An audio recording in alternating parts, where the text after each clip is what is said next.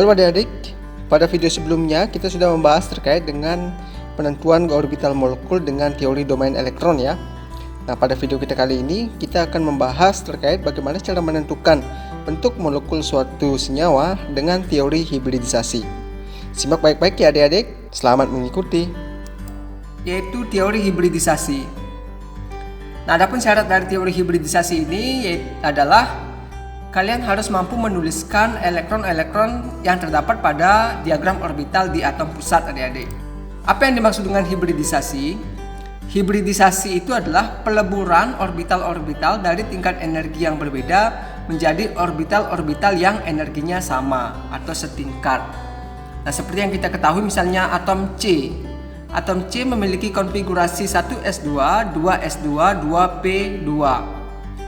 Nah, antara orbital-orbital ini itu memiliki tingkat energi yang berbeda ya adik-adik. Antara orbital 1s2 dengan 2s dan 2p juga memiliki tingkat energi yang berbeda.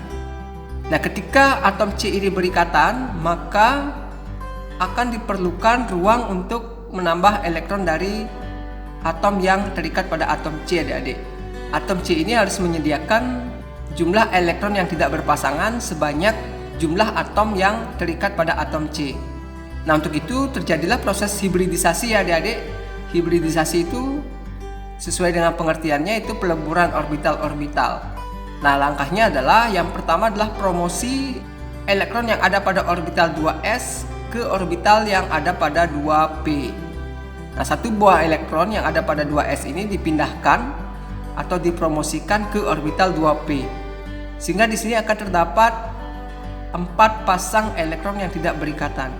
4 pasang elektron yang tidak berikatan ini akan memungkinkan 4 buah elektron masuk ya adik-adik ke dalam orbital-orbital ini, sehingga C ini akan mampu mengikat 4 buah atom atau 4 buah elektron yang berasal dari luar.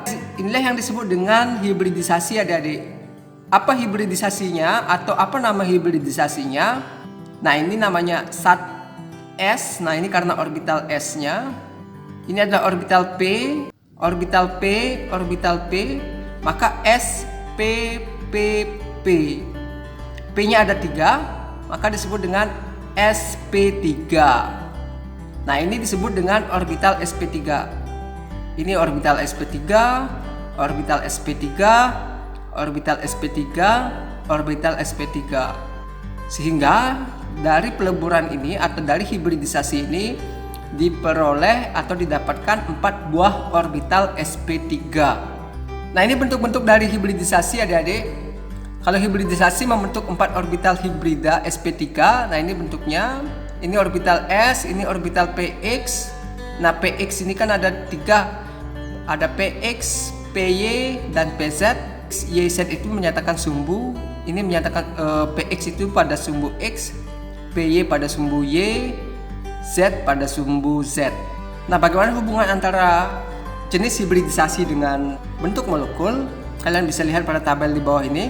Jika orbital asalnya adalah sp, maka orbital hibridanya adalah sp.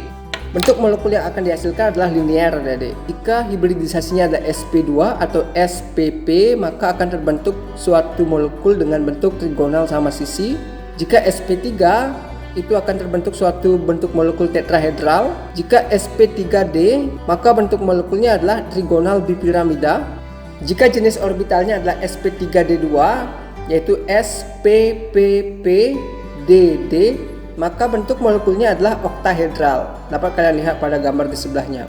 Untuk lebih memahami, mari kita langsung ke contoh soal. Tentukan bentuk geometri dari CCl4. Sama ya seperti tadi. Penyelesaian, kalian harus bisa menentukan elektron valensi C dan Cl.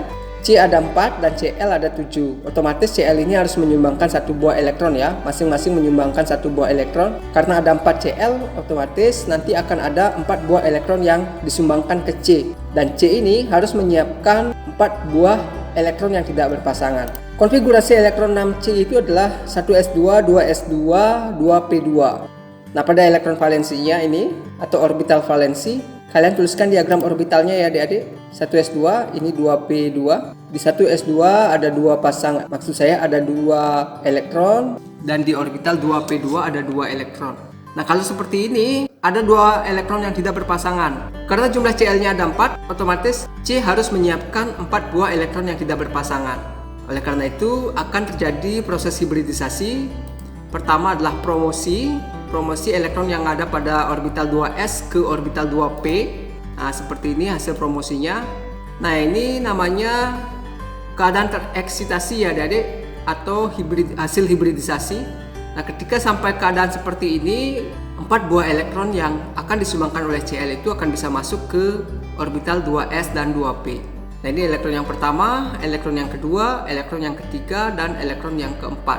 Nah, ini semuanya orbital sp3 ya, di mana tanda panah yang mengarah ke bawah ini adalah elektron dari Cl, tanda panah yang mengarah ke atas itu adalah elektron yang berasal dari atom C. Karena hibridisasinya tergolong hibridisasi sp3, maka bentuk molekulnya adalah tetrahedral.